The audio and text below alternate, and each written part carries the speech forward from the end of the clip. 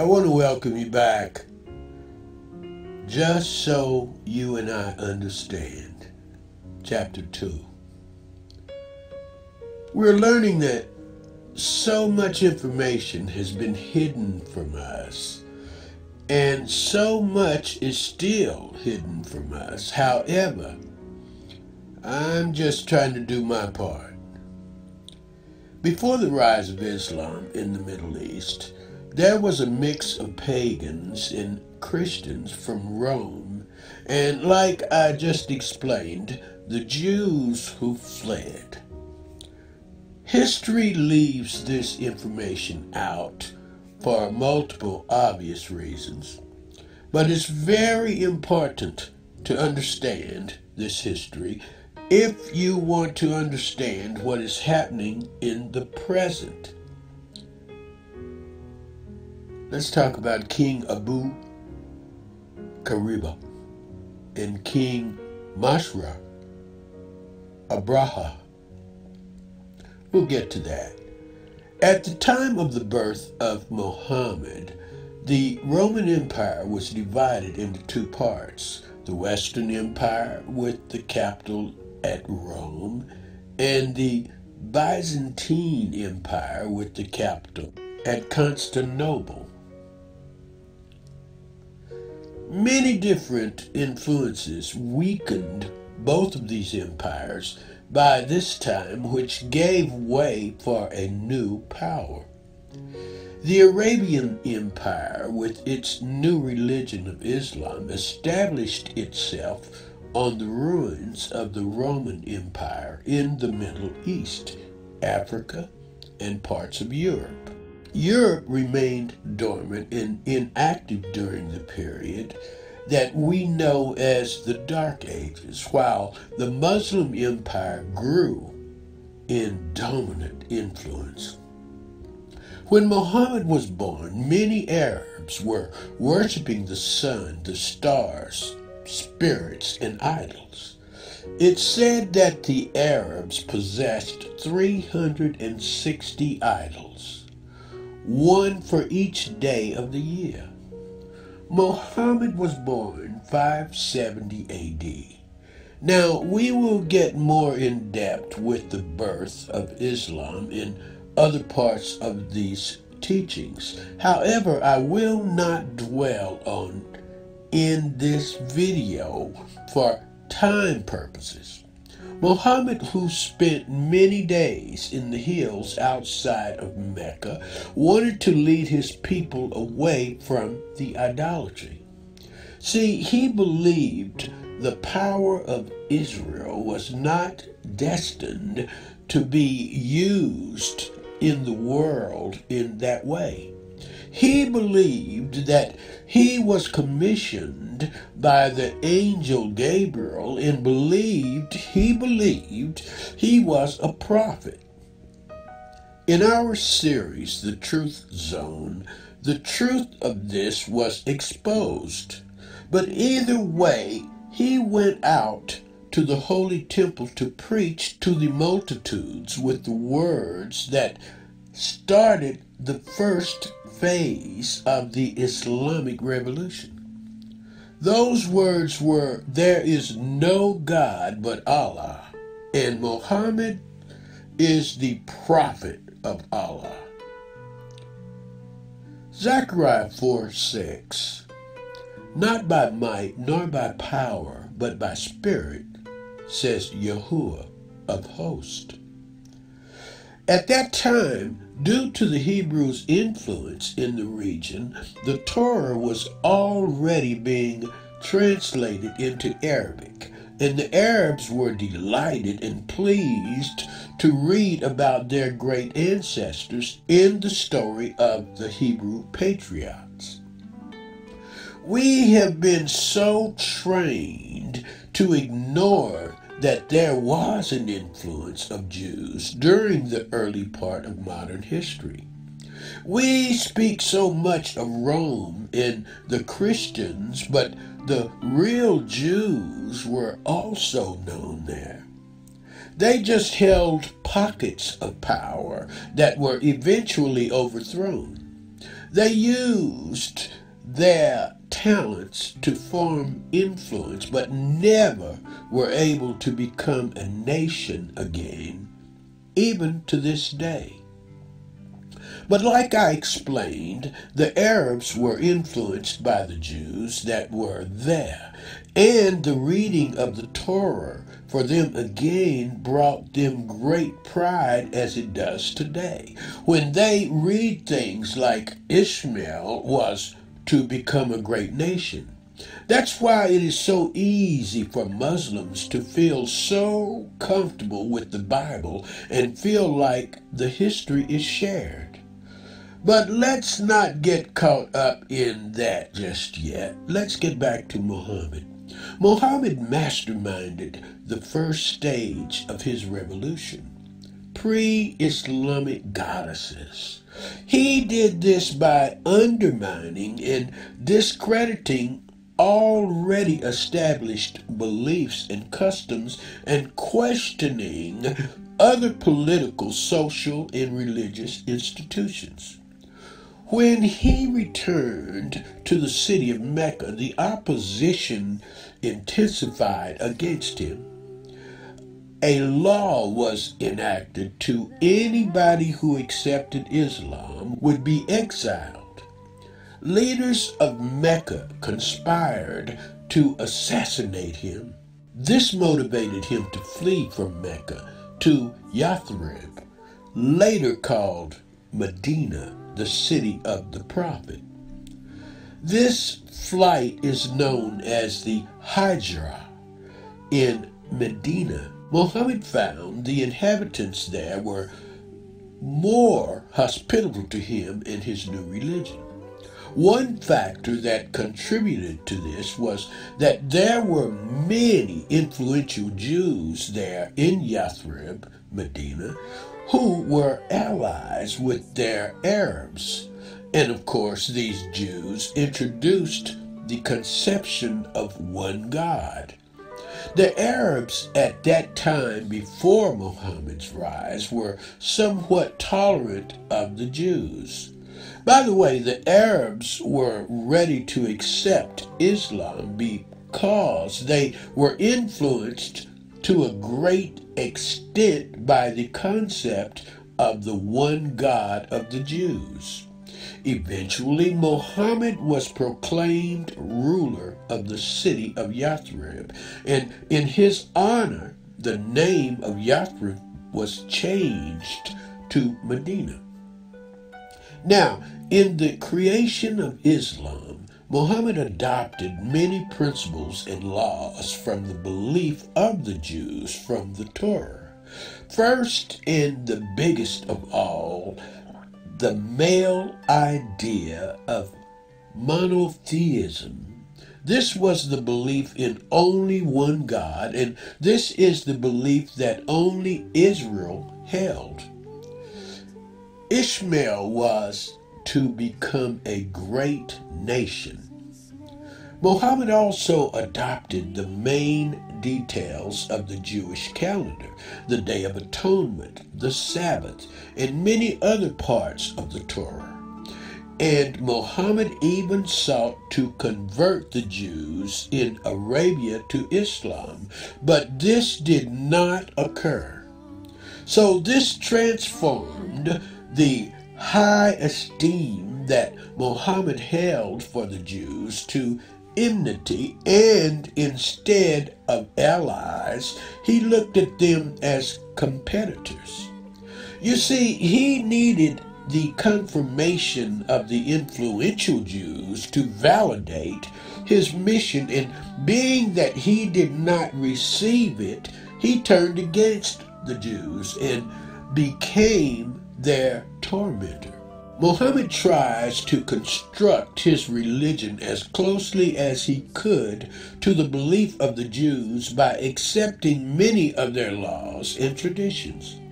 But when the Jews refused to convert, he commanded his followers to stop turning to the holy city of Jerusalem in prayer, or rather to the city of Mecca.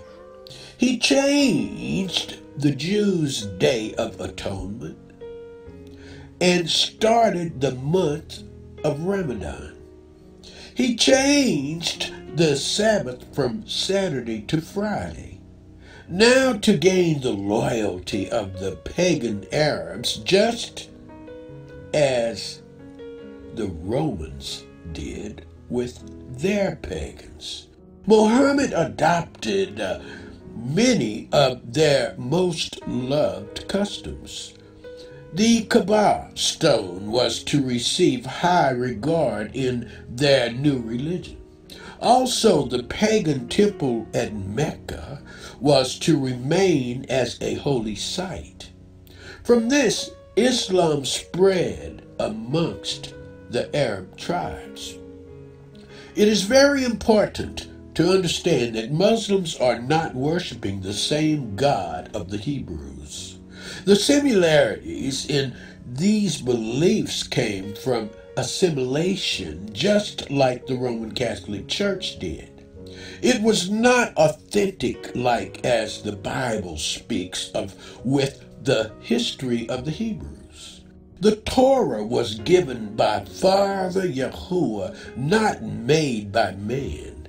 Yahuwah spoke directly to them and commanded them with a lot of history and prophecy. No other belief is likened to this, though it is continuously tried. This confusion is able to happen due to ignorance and lack of knowledge and understanding. It's when people look at the surface without digging any deeper. Like in reference to Jesus, Yahusha, there are many references to him in the Quran. Muslims honestly believe that Yahusha, Jesus of the Bible, is the same as their Yahusha in the Quran, which is another reason why I love using his Hebrew name, because it takes away from that confusion. Yes, in their holy book of the Quran, they speak many times about him. We will in later teachings break down specifically the difference between the Yahusha of the Bible verses and the Yahusha of the Quran. Listen, they are not speaking of the same Messiah that was sent to the Hebrews. They are just using the same name. But in understanding this all in full, you can see why there is so much confusion in the world. Because it's so often spoken of how much influence the Hebrews had on the religion of Islam. And as we go into the modern history with much of our past history stripped and taken and withheld from us and given to us in small doses, mixed with confusion, listen, it's easy to see how people will believe that all religions and beliefs are the same, believing that they are all one, serving the same God. This is because there is such a lack of understanding of history and a lack of understanding of what you read and you hear. But let's keep going. In the second stage of Muhammad's Islamic revolution, after all his means of persuasion to convert did not work, he sent the sword. He became martial prophet, and the pagans and the stubborn Jews became his victims. One instance, for example, was at the Battle of the Fosse in the year of 627. This is when the Jewish tribes were defeated by the armies of Muhammad. 700 Jews were gathered in the marketplace and offered the alternative, the Quran or the sword. But the devout Jews were accustomed to martyrdom. They did not hesitate in their choice and were executed. They were executed. After the death now of Muhammad, there was a rapid spread of Islam in the area of what we now call the Middle East. The Jews fled this area and went south into what we now call Africa. There is much more information that can be provided on this, and we will get to it. First, though, let me share with you something. Yahusha in the quorum. And we did certainly give Moses the Torah and followed up after him with messengers. And we gave Yahusha, the son of Mary, clear proofs and supported him with the pure spirit. But is it not that every time a messenger came to you, O children of Israel, with what your souls did not desire, you were arrogant, and a party of messengers you denied, and another party you killed. That's from the Noble Quorum, chapter 2, verse 87. There is much more information that can be provided on this, but to show some proof of this, let's look at this map of Africa made by Edmund Bowen in the 17th century. First off, this area here is called Negroland, which says a lot. But if we look deeper, we can see where they took the slaves from. Right on the slave coast, which was labeled what? Yes, you see it. The Kingdom of Judah. You must understand they scattered and they tried to keep their customs, but they were not living in their land and were not under the blessing but the curses of the Most High. And they were betrayed by the other inhabitants of that land that did not share their customs, and they were captured and then given to the slave traders. I keep this map framed in my house and in my mind because it always is a reminder that they knew who they were taking when they took these slaves. It was never random like they want us to believe. To look at this map is disheartening. It was never random like they want us to believe. This was all according to the curses of Deuteronomy 28. I speak on this in more depth in some of our past teachings, especially in the truth zones.